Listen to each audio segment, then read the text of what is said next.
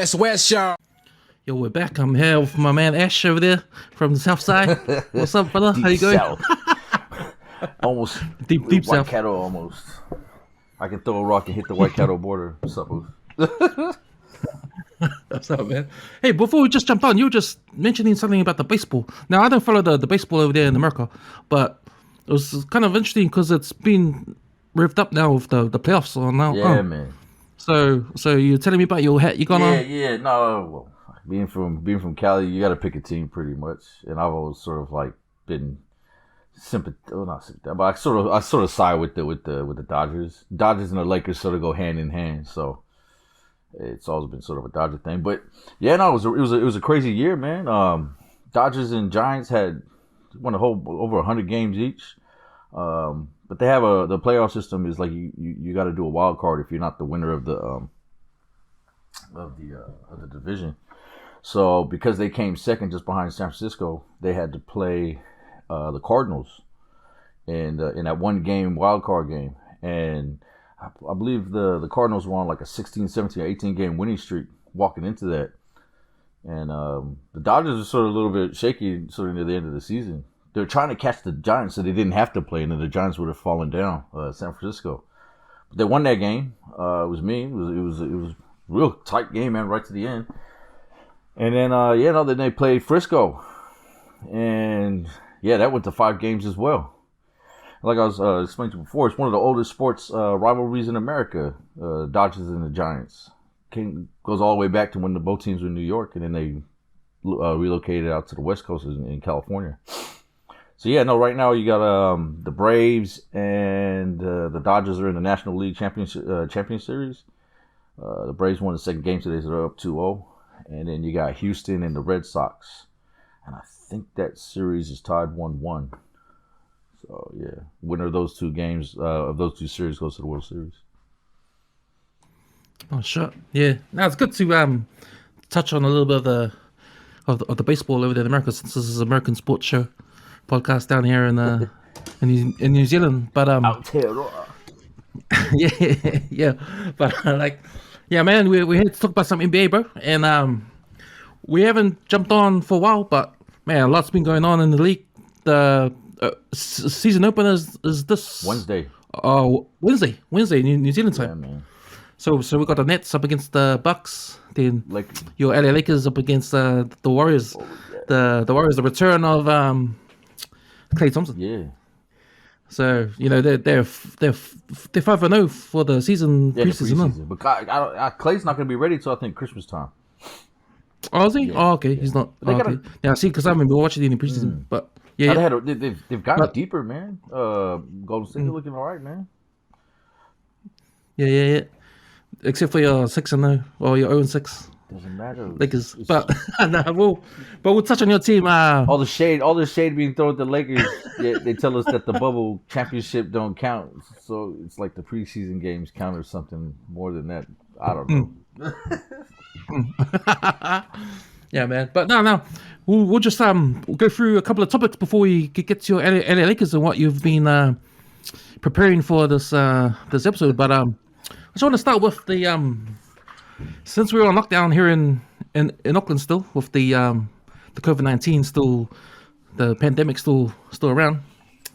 I just want to talk about the Kyrie Irving thing, how he's come out and refused to vaccinate. Well, he didn't actually say. He just said he doesn't want to.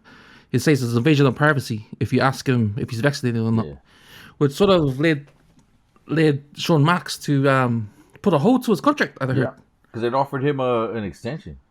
It must have been in the off season. To be honest, if it's not colored in purple and gold, I don't pay 100% attention to it. But I know that he was offered an extension at some point.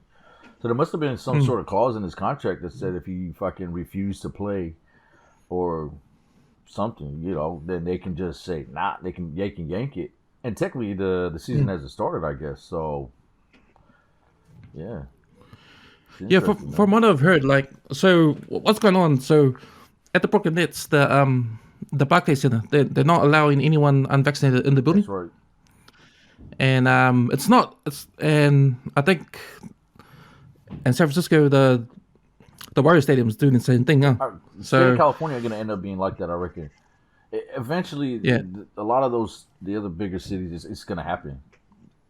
Because they're just trying to make it across the board. Of course, you got troubled states where you got people beating their chest with blue, saying don't mask, don't vax, all that sort of shit, like Florida and whatnot. So you might have a handful of states where they're gonna be like, nah, doesn't matter. But it's that's the beautiful thing of America. You know what I mean? Some people call it beautiful, some people call it crazy.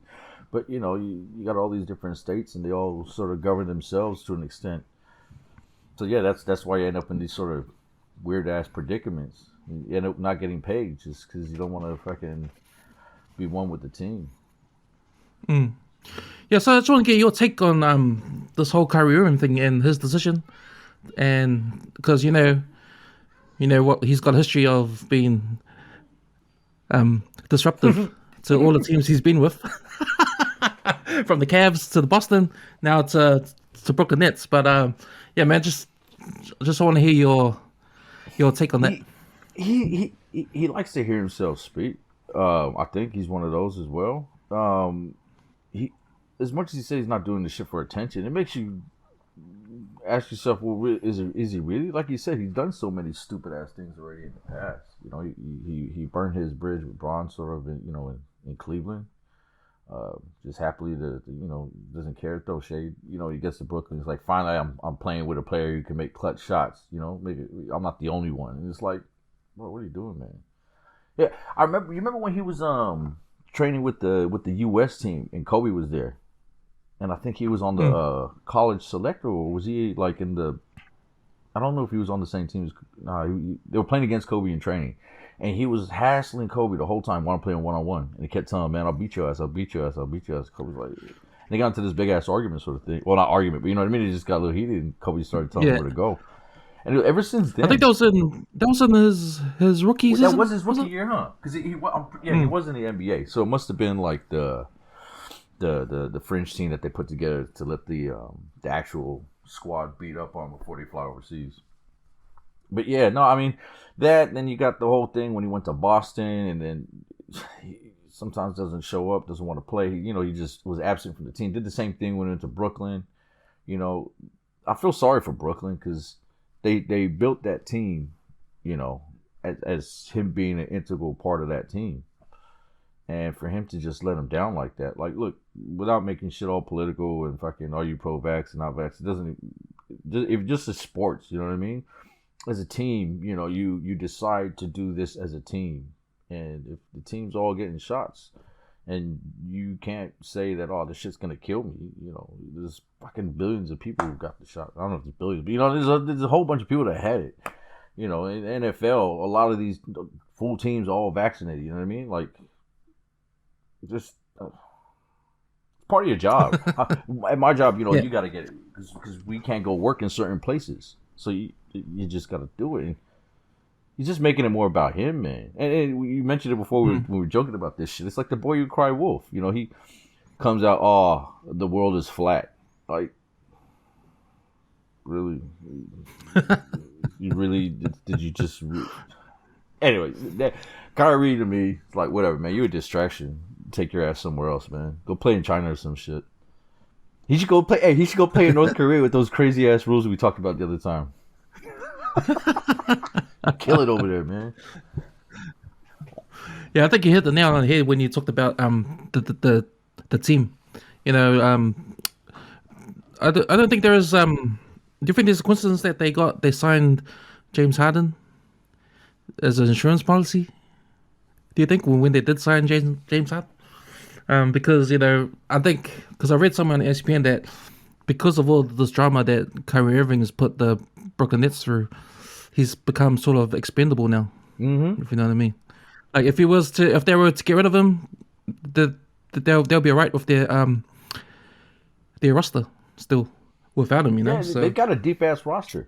It's funny. I know we're gonna go to Ben Simmons in a little bit anyway, but it's amazing how you've got two completely contrasting situations where players are both in this sort of limbo and shit. You got Kyrie who shot himself in the foot, and then you got Ben Simmons.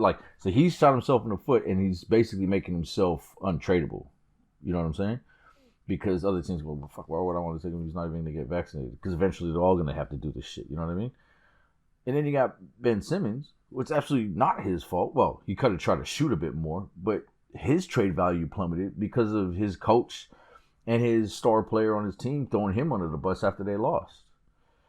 And now you're stuck in a situation where you got two untradeable assets, and they both can ball their ass off to an extent. You know, Kyrie, great, they both got their shit. Just swap them around, man, and just just let the shit show continue. Because to be honest, between those two teams, I couldn't give a fuck if either team lost. I'm just being a hater now, but I think that's the thing. That's the only thing they've got for them, both Ben and Kyrie. If you look at Kyrie Irving, he's like, you know, you hear Stephen A. Smith say all the time, he is box office. Yeah. You know, the moves he can do on the court. You know, you want to pay to see that kind of thing. You know, straight up. And it's a shame that he's going down this path. You know, it just reminds me of Sorry. of Kobe Bryant. Remember Kobe Bryant? How he used to say, "Man, I just want to go play for the fans." You know, Yeah. I want to give all I got because That's right. There's a kid in the stands. That's right. They probably won't see me ever again. Saved up their money. This is the one time. Look, I'm a diehard fan. I bleed purple and gold, man. I've been to one Laker game my entire life, and it was when my son, we flew through LA on the way back to the islands. There for a couple of days, man. I said to my parents, we're going to a Laker game. Went to the Laker game. We saw the Defenders play beforehand. We stayed there for 2 hours in between games. By the time the Laker game started, I was fucked up. But you know what I mean? It was like, but that was my time. Kobe played. We got to see Kobe. I bumped into Shell Miller. But it's exactly what you said. And I'll never forget that day. I'll never forget the day I want to see the Lakers play. You know, I still got the finger that we bought from the thing somewhere in a box and shit, and the streamers that fell down because they won. They do it in every game. And that's exactly what you said. Kobe would play or make an effort to try to play every single game because it's for the fans. Without the fans, you have no game. You might as well be out on a court up the street. You know what I mean? If you're getting paid all that money, you're getting paid that money because you're there to perform. Basically, yeah, exactly. You don't perform. He got that off. Kobe. He got that off Michael Jordan, because I think that. I don't know, man. To be honest, when I heard that, I was like, "Oh, fuck, that's pretty cool." But I wouldn't be surprised, man. But yeah, because those guys, but that's a different. That's the old school era, man. That was time before load management or any kind of shit like that. Like you had the way you did load management back in the day is you blew teams out so you could rest your starters. You know what I mean? It wasn't like you had the whole game off. No, you just get 2 or 3 quarters because you got up to a 30-point, 20-point lead in the first, second quarter. Now you can rest your starters for the rest of the game. That's how you load manage. You work your ass off and you earn that. You don't just fucking say, I'm going to take a sabbatical and go and find myself and fucking Kathmandu or wherever the hell he went and come back with his fucking weird-ass tats and shit. Like... yeah. Or do LeBron James one, I think. Like, I've got a 3-week injury. But I'll just take 3 months instead.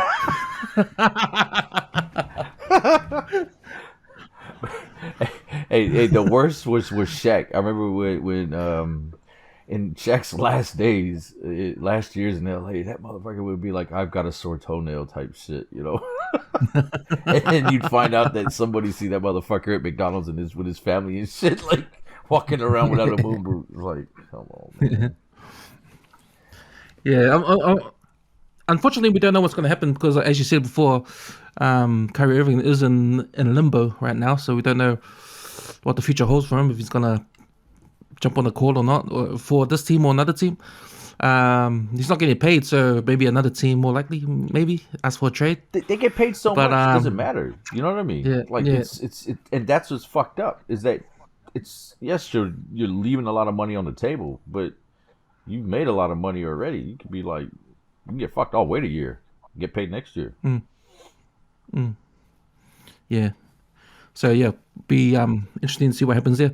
The other guy we mentioned, Ben Simmons. Now, a whole lot of drama with that guy. You know, happened last season's playoffs, where he was shit for his team, Philadelphia. You know, he didn't do jack shit in the playoffs, and they lost. and all fingers were pointing to him. His not being aggressive enough, and his passive play. I think no points, in fourth quarters. Yeah, something I like think that. you're absolutely right. We looked at a stat like that. I'm pretty sure it was 0 points for that whole series. Well, it wasn't the whole playoffs. It was just that series, but it was like maybe 2 points and for in the fourth. playoffs. Yeah. In the fourth. Which led to the fans. This is a big one for me. If the fans don't respect you anymore, if the fans hate you, man, that's the last straw for me. Yeah. Which probably made sense when he came back before the training camps began. He wasn't gonna sign with us again. Oh, with Philadelphia, he wanted to move. He wanted to be traded. So, and everyone's going, yeah, good job. Get lost. We don't want you here anymore. And then he shows up for practice a couple of days ago. Because he hasn't been paid yet. 76ers. He remember he was on a rookie contract. No, those rookie contracts are still decent because he went number one, didn't he? Yeah, he was number one pick. They get themselves a pretty decent contract in their first one if they're number one pick. But still, he never made that big fat Kyrie money that Kyrie made over there in fucking Boston, and whatever he got paid last year. Because fuck, man, old Ben Simmons, he came back. He was like, fuck y'all want to diss me. As much shade as we throw at him, pardon me, we tease him for fucking up and not shooting and all that. I feel sorry for the guy, man. Like, honestly, like, he got ran down by his coach and his supposed to be his co-star on the team. Threw him under the bus and then so he demands a trade and he's the bad guy. Fuck off, but they didn't want him. The fans don't want him. You know what I mean? Like, let him walk, man. Like, let the guy go. Because I think he still has a future somewhere. Most definitely not in Philly. The only reason he came back was just to get paid. I reckon he's doing. Is he practicing with the team, or is he doing like private practices off to the side by himself and shit, like shooting in the corner? Like, no, he just does those private practices so he can convince everyone that he's shooting again. That he's hitting his 3-pointers photoshopping like he's supposed to do. Yeah. But I think with a couple of hours of footage, you only see 5 minutes of him hitting the threes and those practices. But bro, they edited the shit out there. He's in there. He's in the room with a big green screen all the way around it. But yeah, man, I think I think him coming back to practice, it's just business, Yeah. Like there's nothing concrete with what he's gonna do. He's still contracted to the 76ers. They can hold his money because he hasn't done what he's supposed to be doing. So until like Kyrie, you go to work. It doesn't work that way. You go to work and you get paid. Like yeah. So I think what I think is what they're trying to do is trying to get a deal. Trying to get a deal until they do that, he has to come back and show his face. But it was cool because I read an article that came out today in ESPN about the players. I think they say that to the reporters because the reporters like, they're interviewing what's his name, Tobias Harris. So how did you feel with your mate coming back to training? He goes, no, it's all good. We just said hi and trained. But so there's nothing awkward. Yeah, because they're because at the end of the day, they're all homies. You know what I mean? Like, because they all went to the bubble together. Like they've all done shit together.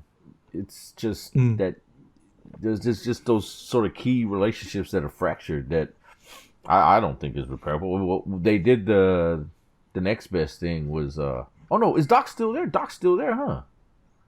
Yep. Yeah, see, and that would be the next step. If they really wanted to keep him, then you either move the coach or some shit. But it's not that you're not gonna get rid of Doc. He's got a foothold there. Yeah, I think Ben's gone, man. Yeah, I think he's gone too. Yeah, which you probably touch on because you did a little bit of research on the rosters around the league and potential trades. But I'm interested to hear your thoughts on that when we get into it. Yeah, man. But before we get into that, LA Lakers, man, 0-6 in the preseason, man, unwinning, not undefeated, unwinning. What the fuck? Yeah, no, that was fucking. You just want to see like a W. To be honest, like it's nice to see your team on the winning side. But at the end of the day, it's preseason. You can always use that as an excuse. Every time there's a shithouse preseason, it's just preseason, man. But it's perfect because they use it for what it was. Play around with the different roster because they got such a deep squad, man. Like, you look at all the guys that we picked up, and there's a lot of, at this point, you could call them loose pieces. You know what I mean? Like, you got a bunch of good pieces. Now you just got to figure out how the hell it all fits together and how it works. They've got new coaching staff. Like, there's some new people, key members of the coaching staff. So you got, what's his name? Lionel Hollins and Jason Kidd are going. So now you got, what's his name? Fizdale. There's that. They got a chick that they signed, a lady, first female signed to a hire onto a coaching staff for the Lakers ever. But yeah, no, there's a brand new offensive system they're applying. The defense is probably my biggest worry watching the preseason, but that's something that just gets better as you actually play the season, because you never saw any of the true combinations being used over and over and over again. They were constantly moving it around, and then they ended up with a couple small injuries. THT, he jacked up his hand, so he had to have surgery, so he gets reevaluated, I think, like 4 or 5 weeks. Trevor Ariza did something to his, what did he do? Oh, his right ankle. He busted up his right ankle, so he had to have surgery, so he's, I think he's 8 weeks, he's going to be reevaluated. And then you have Malik Monk, Kendrick Nunn, and Wayne Ellington, and those guys are, they're just a bit sore, so they let them rest out the last couple preseason games. But yeah, man, no, it's you could see in those last 2 or 3 games when they were playing that you're starting to see that chemistry start to be, between LeBron, Carmelo, and Rondo and DeAndre Jordan. But Westbrook is the one that, like, once Westbrook fits, then it's over. Then it's all good. But at the moment, you're still seeing him, like, I don't know, I'm pretty sure, did you see the time when Rondo hit him in the face with the pass? No, I didn't see that. Square in the forehead, man. Rondo did this badass move. It's funny, man, because Rondo, you see him now in a Lakers uniform, you're like, see? Now he's back. He just got this, like, little bounce in his step. And, like, he cut through and went around from the 3-point line and came back through, cut through the key, and went, whoa, whoa. Threw that shit, fucking bang, straight off of Brody's face, man. Bounced all the way to the backcourt. Hit him hard too, man. But there've been a gang of, like, errant passes, like Westbrook driving hard and then, like, making that pass, overpassing. You saw a lot of overpassing on his behalf, just trying to, like, find that chemistry. And then when he decided, fuck it, I'm gonna start scoring, you saw that chemistry started to come a bit more natural instead of being a bit forced. But now it's going to be an exciting year, man. I got a predicted starting 5 that I think, just based on what I've seen in the preseason so far and what the coaching staff pretty much said, this year they want to try to run AD at the 5 more. It's good having Dwight back, and you could always start DeAndre Jordan or Dwight, and then have AD slide to the power forward. But I reckon you probably have AD at the 5. You have LeBron at the power forward. You have Melo at the small forward. Westbrook as your point guard, and then it'll be any of the shooters. It'll be probably either Ellington, Monk, Bazemore, or Nunn in that starting shooting guard position. And I think it all just it's going to come down to defense. And Bazemore showed in the games that he played that he's doing a damn good job. He has some good blocks. The bench is going to be sick though, man.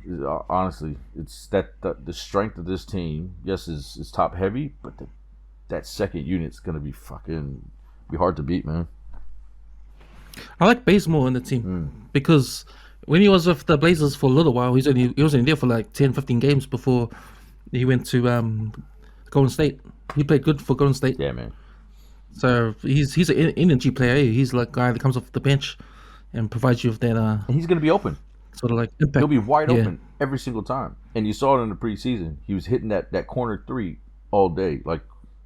Just a couple, but he was always wide open because when you got a front court with AD, LeBron, and Carmelo, who are you gonna double?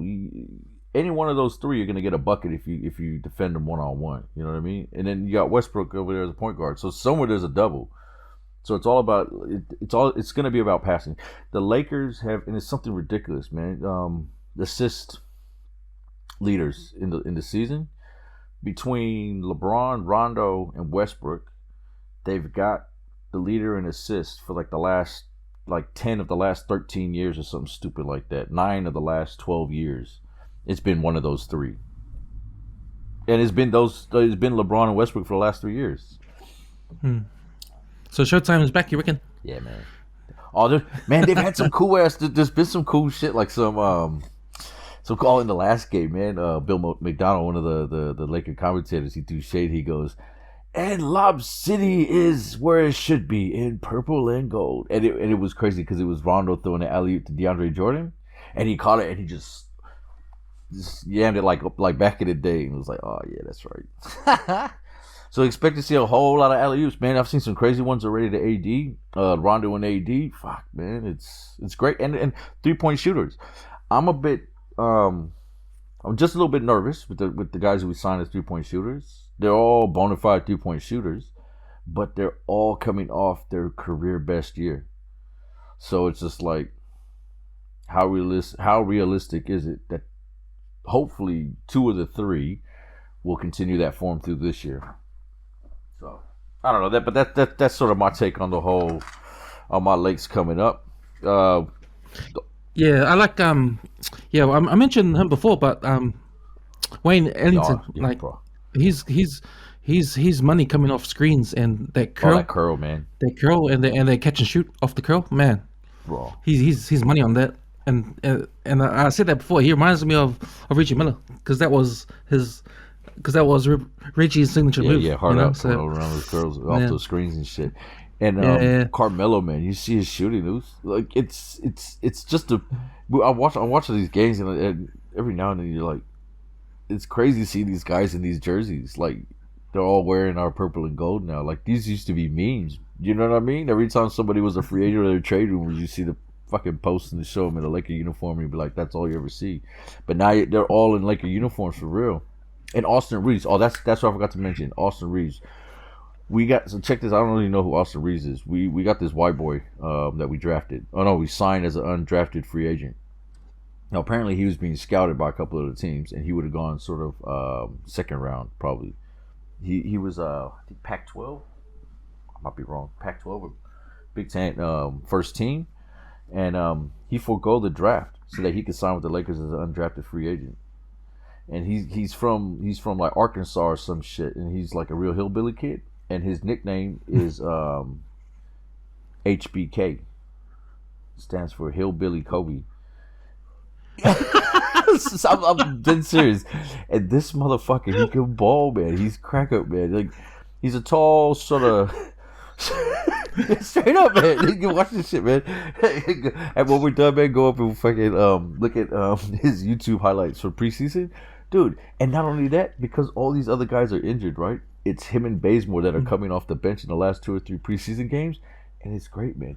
He's out there balling with LeBron and Westbrook, and he's got chemistry. In the last game, I'm pretty sure he dimed up Melo 5 times. He had him in back-to-back threes at one point. And he's a hustler. I like that. He plays D, man. He busts his ass on D, man. He's great. HBK, who believe Kobe? It was like, fuck, that's just as good as the White Mamba with Scrabini. Yeah, man, it is, bro. Straight up, man. HBK, and the commentators are calling him that shit. They're like, HBK. Oh, man. I think HBK was also a serial killer as well. I was just gonna say, because when I heard HBK, I was thinking to myself, is that the rapper? Oh no, that's MGK. Nah, he's a serial killer. Yeah, you're right. This is the HBK kid. Yeah. HBK killer, yeah. Oh, damn. Yeah, I want to watch out for him. I'll watch out for him, man. Yeah, man. To see. So what I was gonna just to sort of round that out, is that all the players you would have seen in the preseason, what the Lakers did, and a couple of other teams have done it as well. Because usually what you do is you'll cut all the excess fat, right? And then those guys drop down into the G League, essentially. But you'll keep the guys you got on 2 ways and maybe a couple of rookies and shit. Bro, the Lakers cut everybody. Even it was a bit weird because I wanted to read. I was like, oh shit, they cut everyone. They cut, even the 2-ways they'd offered. They cut them all. Apparently, there's only one open, so they must have kept either Ayayi. I'm pretty sure Ayayi must have held his 2-way contracts. I'm pretty sure they had him on a 2-way. But they cut all the other players, so they've got a full roster spot available and one 2-way available. And they're hoping everybody past waivers so they can jump on the G League. But that, I don't know if there's anybody that watches G League games or with the pass and stuff. But this Laker G League team is going to be half decent. It'll actually be quite entertaining because watching these guys in the preseason, it's just like, oh shit, these guys actually got a little something together here. You don't belong in the NBA, but yeah. That's exactly what happened to LiAngelo Ball. Carlo for Charlotte. They signed him for one day, dropped him to G League. I didn't know that was a thing. That's what you do. That's why he got waived. Signed him up and then dropped him. Yeah. So because what you do is you sign them. You can sign them to these like practice squad. They have all these different contracts you can sign them to, and they sign them just to hold their rights, essentially, right? It's similar to like how the All Blacks they'll put somebody in for like 2 minutes at the end of a game where they're winning by 60 points, and there's a Samoan guy born in Samoa, been in New Zealand for like 4 years. 364 days, not even reached 5 years to get his citizenship, and he's already playing for the All Blacks for like 2 minutes. Never play for Samoa again. Nah, that's not like that. Okay, we'll never let go of that shit. No, but what they do is they put holes in these guys, during the preseason, and as soon as the preseason finishes, because they have like a deadline where they gotta drop, you gotta go below the maximum 15-man squad, and that's why they just cut everybody. But there's a bit of a risk in there as well because teams can poach other players because there's a waiver period, and as soon as that waiver period passes and the guys haven't been claimed by any other teams, then they can just go and sign them to G League contracts in 2-ways and shit like that. Okay, yeah, but now I don't watch it in G League. Yeah, me neither. But me and my son watching this shit, we were just like, oh man, some of these guys are kind of cool, man, to watch. And what's his name? Yeah. Dwayne Wade's Dwayne Wade's son's gonna play G League this year. Oh, for real? How old is he? The one that was balling with fucking Bronny. Is it Zion or some shit? Someone with a Z, Zaire? Yeah, something like that. Yeah, I think he's playing for one of the G League teams. Well, what's his name? Wasn't the number 2 pick for that Houston guy? That kid that's got the crazy hops and shit. This year's draft. Yeah, fuck, I wrote his name. No, what the fuck's his name? Jalen Green. That's his name. He played in the G League last year as well. Oh, really? Because they as a college kid. Yeah, because they forgo college and they just go play a league. Because they've created that rule. Remember, it's similar to like how LaMelo and RJ Hampton got into the league and shit. But instead of going to NBA or coming here and play for fucking Breakers or anyone in Australia, they can play in the G League now. Oh, so they opened up the G League for high school players. So there's some sort of provision and shit that's been put in. Or I have to Google what the fuck it is, but yeah, no, there's something to do with that because I'm pretty sure that's how Jalen Green got in to the draft because he played in the fucking G League last year. Oh yeah, and this is all coming off the back of the new NCAA rule with the you're allowed to sponsor the kids now. Yeah, they can get paid for their likeness. Yeah, that's right. So it's not like your school's actually gonna pay you, but you'll get paid by like EA Sports or fucking Nike or like you're allowed to get endorsements. Basically, is what it is. Really, it should be, but see, they kind of fucking. It's good. Yeah, the kids are gonna get paid, but I think the schools they're still making a gang of money off these kids, huh? Yeah, well, they pretty much got TV rights, making money off TV rights, stuff like that. Yeah, so it's pretty much a professional broadcasting rights. Yeah, man. What they get. They're gangsters, like the guys who run NCAA and all those big colleges. Those motherfuckers are smart, man. They're gangster with it, man. They figured out a way how to it's just a massive cash cow. You know what I mean? And you can market the shit out of them. And the crazy thing about college is you just have this, like with So think about what's the hardest thing in professional sports to do is get new fans. You know what I mean? It's hard to convert people who are fans of other teams to like your team. You stick with your city, you stick on like a fucking fan base. Yeah, it's tribalism. Yeah, that's right. Schools, universities and states, they get new kids that they bring through the system. They create you're constantly creating new fans. So their base spreads out, and you got people all over the fucking place in America. Mind you, it's central in America, but that's how it's centralized in America. What's happening, but that's yeah, man. Those guys are making a lot of money, man. They need to share that shit with the kids properly. Yeah. Make the university free.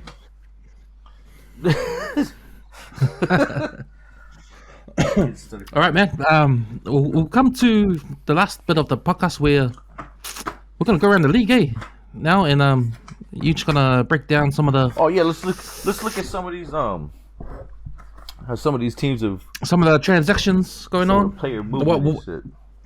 Yeah, that's right, and you've got some insight of you've got opinion on who are the winners and losers of the transactions. Yeah, that's right. Look, we can do this two ways. I can either go down the list, we can go through it alphabetical, or we can start with the shitty ones and work our way up to the good ones. Or we'll start with the shitty to the good. Start with the shitty, go to the good. All right. Okay. Yeah. So let's start with our favorite team, fucking Clippers.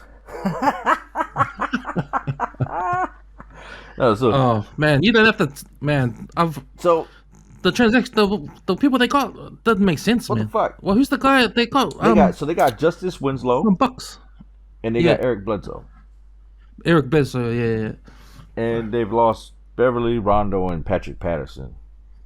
So, to be honest, look, we knew that Kawhi probably not going to play this year, right?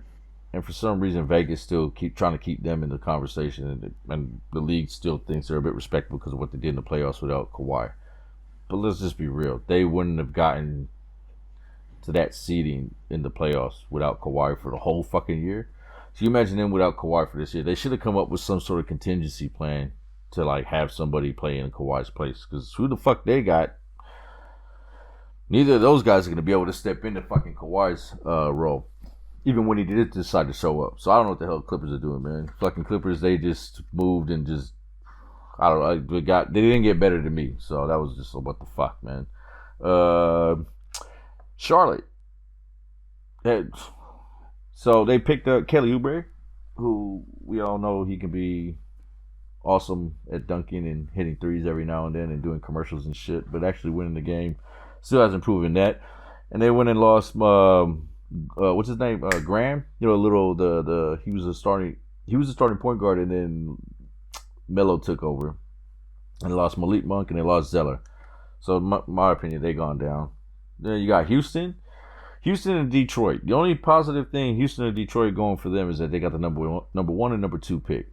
Now Detroit got Cade Cunningham. I'm not a big college fan, so I can't tell you exactly how much he did, but just based on what I've seen, sort of highlights and what I've seen in the preseason, I like Jalen Green. He just seems real explosive and shit. So yeah, out of those two teams, they're not doing fucking anything this year. Minnesota. Again, these teams are just like in the water, just fucking doing this, just watching shit happen around and not really do fuck all. Minnesota went and got Patrick Beverly and Taurean Prince and lost fucking Culver, Hernan Gomez, and fucking Rubio. Now, more went out the door than what came in the door. And these teams that I'm talking about, that's what's happened. It's like your front office, I don't know what the fuck they're thinking. Maybe they got some plan. It's to trust the process, yeah? Which leads us to Philly. I didn't even plan that shit, but here we go. Here's Philly. So, yes, they've got Andre Drummond, who, not in all rights, he could have some sort of resurgence.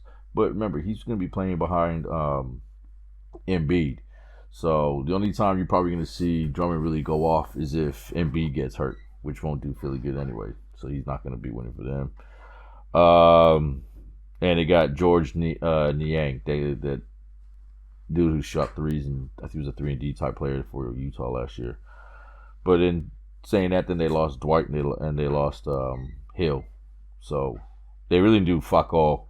So Philly, yeah, we don't know what the hell they're doing. They're just floating in the water and shit next to Minnesota. And the fucking team that's like drowning over there on the side over there is the fucking the Pelicans, bro. Like, this is what New Orleans did. All right, so they got Devontae Graham, the guy who left Charlotte, which is cool. There we go. That's a little bit of a plus. But in doing that, that was them losing Bledsoe, Lonzo, Steven Adams, and James Johnson. You know, the Uso, the Samoan Afukasi Meli guy. And then to replace all those guys, you got Devontae Graham, Valanciunas, and Garrett Temple. Why did you... What are they trying to do? Who's supposed to help make fucking BI and Zion better? There's nobody on that list of people. Yeah, I don't know what they're doing either, man. Yeah. Didn't Riddick, he was retired there, so he's that's right. So Dallas. So we'll jump over to Dallas then. We'll go to the middle teams.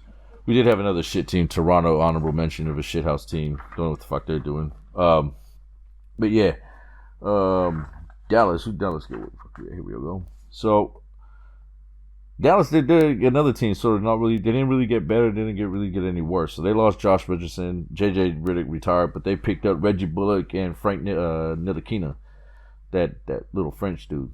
Now he's somebody that I've always been like, wow, man, that guy's got talent. He just needs to somehow figure out how to hone it in. And in the Olympics, he sort of balled his ass off a little bit. So that'd be interesting to see if he found a home there. You got Denver. They didn't really do shit. They added Jeff Green, but lost Millsap and McGee. Indiana, they just swapped Torrey Craig basically for McDermott. Cleveland is sort of they're not gonna be good, but they might be a little bit more interesting to watch if some of the young guys get better. Where they picked up Markkanen, Rubio, Taco Fall, and Valentine, but all they lost is Nance Jr. So I don't know. Nothing really gonna happen there, but Boston's that's an interesting one for Cleveland because they've still kept their backcourt intact, Sexton and Collins. Exactly. So and I think that's their strength, the key for them. Yeah, man. And then they got Jared Allen still, in the center. So I think they might play. Maybe they might have sort of like a. I don't even know if it's gonna be fun to watch, but they might have some games where they cause the upset or get kind of close. You know what I mean? Boston, another team, just like don't really know what the fuck you're doing, man. You got rid of Chris Dunn, Fournier, Tristan Thompson, and Kemba Walker, and Taco Fall, which didn't do fuck all, but anyways. And you picked up Enes Kanter, Schroeder, Horford, Josh Richardson, and Hernan Gomez. I don't even know if that's the good brother. There's one marginally better than the other that I know when I watch them. Like, shit, is that the good brother? I don't know. But yeah, so Boston, and then Atlanta. I just don't even, maybe they're not done. I don't know, man. But I thought Atlanta would have tried to do something, given how close and how good they were last year, to try to help, sort of beef up the team. But they had their hands on Chris Dunn for originally before I think, where did he go? He went to Boston and he left Boston. But they lost Tony Snell, but picked up Lou Wawu, that role player that was floating around Brooklyn last year. They're the middle of the fucking pack teams. Phoenix, another team, didn't really. I mean, what? They lost Torrey Craig and they picked up Landry Shamet, Elfrid Payton, and McGee. So you got a little bit of backup, someone to back up. What's his name? Ayton. Portland, Portland here is like a half. It's a good, but it's sort of like, I think I see what you're doing there, but so. Billups, a big signing. What's that? Our coach Billups, Chauncey Billups, okay, big signing. So you got Chauncey Billups. That's cool, man. Unfortunately, he ain't playing. No, I'm just kidding. Look, y'all lost Melo, Collins, Jones Jr., and Cantor, right? but you managed to pick up McLemore, Larry Nance Jr., Snell, Cody Zeller, and someone that I've always been super high on, and don't he must not be, people must not like him off the court, but Dennis Smith Jr. I saw Dennis Smith Jr.'s name on the roster, and I was like, damn, what happened to that guy? Because man. He went to Dallas, and then he got injured. Yeah, so he was in Dallas last. And remember before that? Yeah. Remember when he was in New York and he was bad? He was dunking on everybody. And in between there, somewhere, I remember seeing something about him. He ended up in the G League, and I was like, "What the fuck? Why? This dude was bad, man." I remember him dropping threes and all sorts of shit. You know what I mean? Because wasn't he playing with Jeremy Lin when Jeremy Lin had that game when he beat the Lakes and Kobe was playing? Remember he had that mad comeback, and he hit all those threes and shit. Anyways, so you guys got Dennis Smith. So I don't know. Portland, yeah, maybe, I don't know. Milwaukee, another one. I thought they would have done a bit better to try to like stay the same, if not better. But I think they actually went backwards because they let go that little backup guard Forbes and PJ Tucker, who I think unless Giannis can take it up another notch, they're really gonna feel PJ Tucker being gone. Because he was sort of like the heart and soul of that team, and in defense as well. Even though Giannis was the man, he just had that presence. And with him being gone, who they replace him with? Fucking George Hill, Rodney Hood, and Grayson Allen. Like, you got 3 guards. You lost your second best defensive player, and a little badass assist, good passer / 3-point shooter. And you replace him with those. So I don't know what the hell they're doing. Memphis, Steven Adams signing. Memphis, they got Steven Adams, but again, what the fuck are they doing, man? Yeah, and those are my what the fuck are they doing teams. In Utah, what they lost Rudy Gay. Oh no, sorry, they lost Derek Favors and Niang, whatever Niang. Krang. And they picked up Rudy Gay, Whiteside, and Pascal. Like, I don't know if that's what they need to get better. Like, you know what I mean? It's just now real quick, the teams that I'm super intrigued with. We won't go through all the teams real quick, but I'm just gonna pick a couple teams here that are super intriguing. That I think you got the obvious ones like Brooklyn, Golden State, and the Lakers. But then there's one team that you like in Miami. You look at what Miami done now, given they lost Ariza, Dragic, Iggy, and Nunn, which out of those 4, I think Nunn is the biggest sort of talent, like ceiling wise, amongst those 4, because the other 3 they only got a year or 2 left. But they picked up PJ Tucker, Markieff Morris, and Kyle Lowry. So that's a definite upgrade, I reckon. The Knicks, another one. They lost Reggie Bullock, Elfrid Payton, and Frank Ntilikina. Again, I was talking good about Frank Ntilikina before, but he wasn't doing that for them then. And they replaced those 3 with Bacon, Kemba, and Fournier. And that's an upgrade at every single one of those positions. And now you add in those guys, you add in fucking Kemba Walker and Fournier to Julius Randle and the squad they got. Yeah, I think New York, they're gonna turn some heads. If Kemba is 100%, he was under some injury cloud when he was with Boston. But I think the way Julius is playing now, it'll suit. Like they can run the offense through Julius. It'd be interesting to see the two of them play together. And maybe that's what he needs, somebody to lean on. You know what I mean? I thought Fournier was a good pick for the Knicks. Yeah, man. He played real well at the Olympics. The Olympics, yeah, man. And I've always been high on him, man. He was just stuck in Orlando. Just feel sorry for that guy. Chicago's.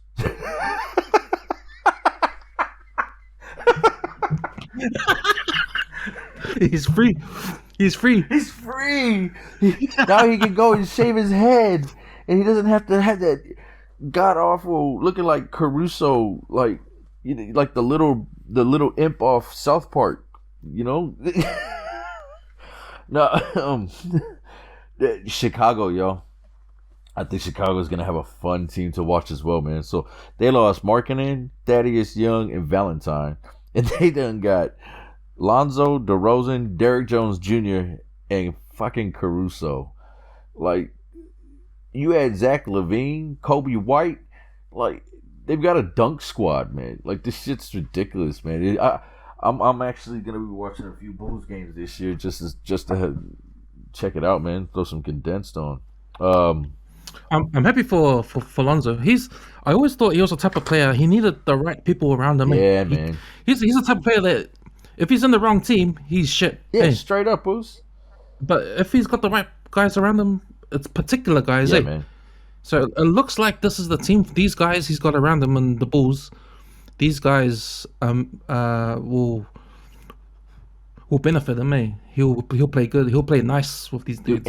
I think. And he's like because he's a pass first point guard, you know, and he's a defensive point guard, and he's not afraid. Like he can throw the half court alley. He can do all that shit. You know, he grew up in that generation, and it's just I always wish he comes back to LA, to be honest, because I liked him. He was the one I wanted to keep of the young ones when they all got kicked to the curb. And they actually all did end up getting kicked to the curb. Look, see what's happening with fucking Kuzma. Which leads me to my next team, Washington. Now, even though Kuzma's look like trash, have you seen that shit, Oos? Have you seen the videos? Fuck. No, I haven't. Is he not playing well? I'll flick you some, Oos. It is bad, man. They're like, somebody did a message, somebody did a tweet, and it had a highlight of him doing some shit, and they're like, please, if this is him going into his bag, don't you ever let him do that again. They're like, he's got like 3 instant final Shaq and the Fools already just from the preseason. It's bad, man. Like he's double dribbling, he's doing all kinds of shit. But with all that being said, Washington, I think, actually be real interesting to see this year. So, yes, okay, they lost Westbrook. But after Westbrook, all they lost was fucking Lopez, Alex Len, and Isaac Bonga. 3 of those did fucking nothing for that team. So, basically, all they lost was Westbrook, who did everything for that team. Well, not everything, but, you still got Bradley Beal. So, you just keep in the frame of mind that you got Bradley Beal as sort of a starting point. Hachimura, who I reckon is only going to get better. He's going to be a monster in the league, I reckon, Hachimura. He's not going to be like a LeBron like that or Giannis, but I think he's going to be like one of those players you'll never forget. You know what I mean? Remember that Japanese dude? But check it out, dudes. They got KCP, they got Dinwiddie, they got Montrez, and they got Kuz. Now, that's an entertaining squad to watch.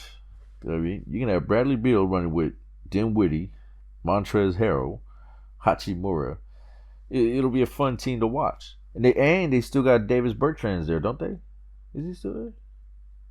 Did he go to San Antonio? Not sure. Anyway, that sort of hold up. No, and then another team that I usually fucking can't stand, but San Antonio. I think that'll be a very, very interesting team. Like I'm curious where they're gonna end up next year. Pop is like an amazing coach, right? You can fucking throw him anybody, and he'd be like, yeah, I'll take that team to the playoffs. But even though they lost DeRozan, Patty Mills, Georgie Dang, and Rudy Gay, they picked up Collins, Forbes, Al-Farouq Aminu, McDermott, and Thaddeus Young. Now you got DeJounte Murray and what's Slow-Mo's name? Anderson. Slow-Mo. Does Slow-Mo play there no more? No. Slow-Mo plays for Memphis now, don't he? Not sure. Anyways, but San Antonio got a cool squad, man. Like, I'd be surprised. I'm curious to see what Popovich can do with that team. But yeah, that is young, man. That's what you call a vet. That's a vet. Yeah, that's a vet right there, man. You look vet up the dictionary. You got Fetty's name, his face next to him, bro. Man, Yeah, man. he's still going hard. He's still going hard. Damn. Yeah, man, that's pretty much it with the teams. I mean, look, you got Golden State. Who they get? They got Chelsea, Iggy, Otto Porter Jr., and Bjelica. And all they lost was Oubre, Bazemore, and Pascal. Like, once Clay gets back around Christmas time, Steph should be just humming along. And Jordan Poole, man, shit, that guy can ball. Like, you seen him sort of do a bit last year. But yeah, he lit my legs up in playoffs. And then fucking Brooklyn, man, they just keep adding. Like, who they get? They got Aldridge. Now Brooklyn's pretty deep, man. Yeah, man. Brooklyn's pretty deep. Patty Mills. But out of all those teams, you went through, who was the number one winner out of the off season? You reckon? If I had to pick a team from all the good, all the teams that made the good moves, look, I mean, I love that my Lakes managed to get all the vets and all that shit and get Westbrook, recent MVP, Mr. Triple Double, to add him to our team. And I think, I think the Lakers did, but if I had to like take my Laker hat off and try to think of who would be the closest second, I think Chicago, man. Chicago did an amazing job. That's fucking. That's pretty. Look, Brooklyn, Sean Marks, fuck, man. Yeah, Sean Marks, he did a good job too. Like, Brooklyn, outside of Kyrie, I mean, look, is that their fault? They signed him in the first place, right? So, well, it's part of the whole Durant deal. Durant wasn't going to go unless Kyrie went from, right? So now that Harden's there, don't need Kyrie. Yeah, Harden. Maybe. No, bro, you can pack this shit and go, man. Yeah, for me, I'm gonna say Miami is the winner. Miami. I like Chicago, but that's basically. I think that's pure. That's basically pure on chemistry. We don't know how these guys are gonna play, but we're just thrown in there, and they're just balling right now. So yeah, that's right. It was they just rolled the dice on them, and it worked. Yeah. Yeah, no, Miami. That's a sick team, and if you just look at all the pieces that they still had, and you add those three to it, it's just like, oh shit. Yeah.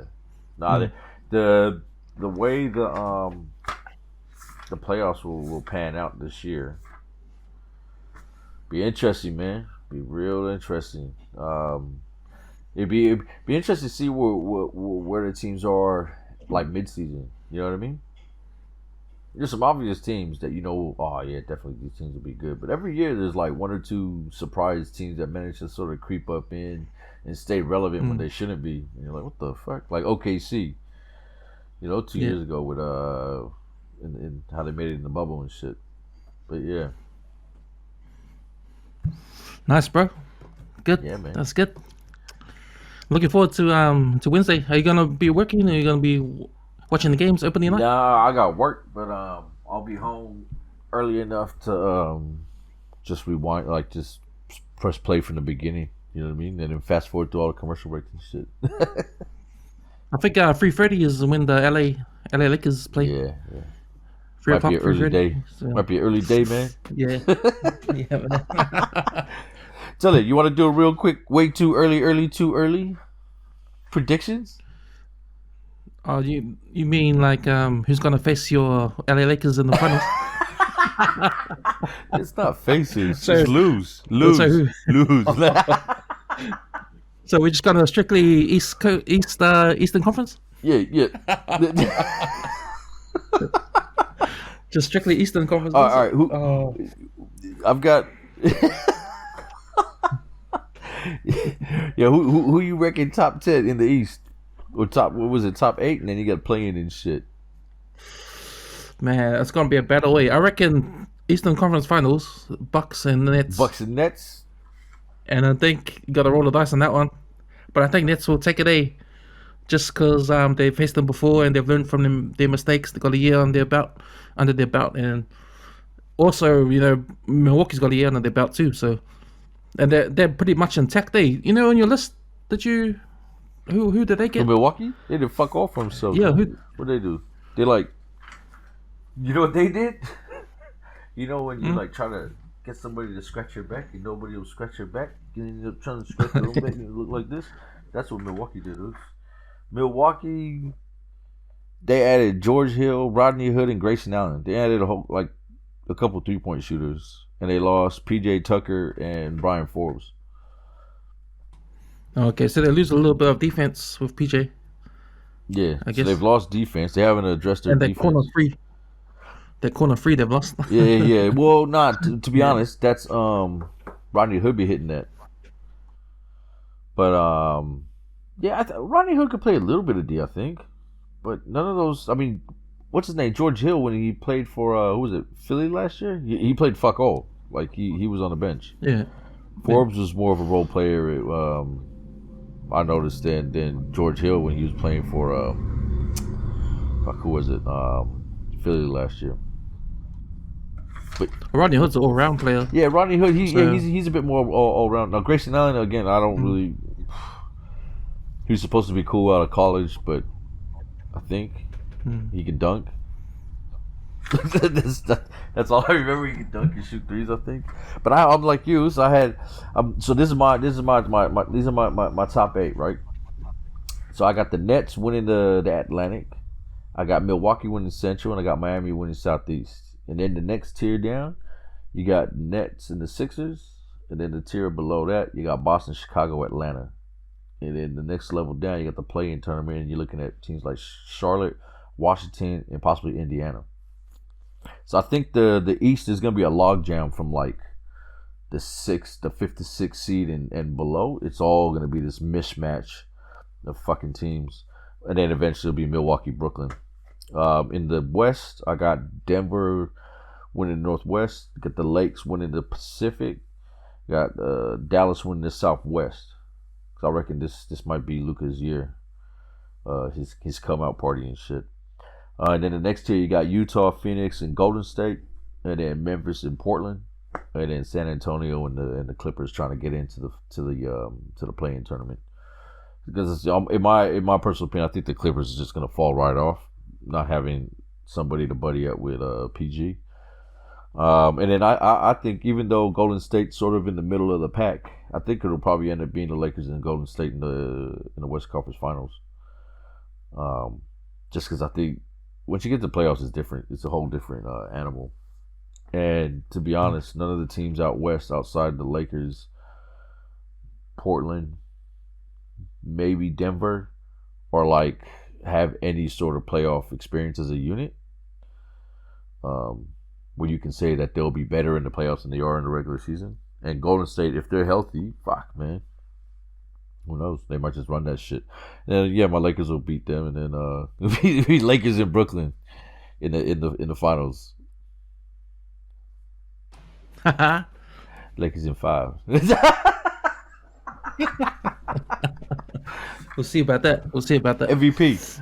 Nah, MVP. man, it's gonna be exciting season. I'm ready. I'm ready. MVP. I haven't really noticed. I haven't really went into looking who the new players are in terms of the rookies, but now I'm sure some of them will make some noise. I did see Jalen Suggs win that NCAA game. That's right. Shot, He hit that last second shot. Yeah. So I think he went down 5 or 6 or something. Pick. He's in Orlando's. Oh, is he? Oh, okay. That whole fight. Poor guy. Well, who you reckon go get MVPs? Man, it's got to be out of LeBron and Durant. Yeah, I get LeBron Durant. I got out of those two. I got AD, Giannis, or KD. Ooh, AD. Ooh. Yeah, I think Giannis. Oh, Giannis. I forgot about Giannis. Yeah.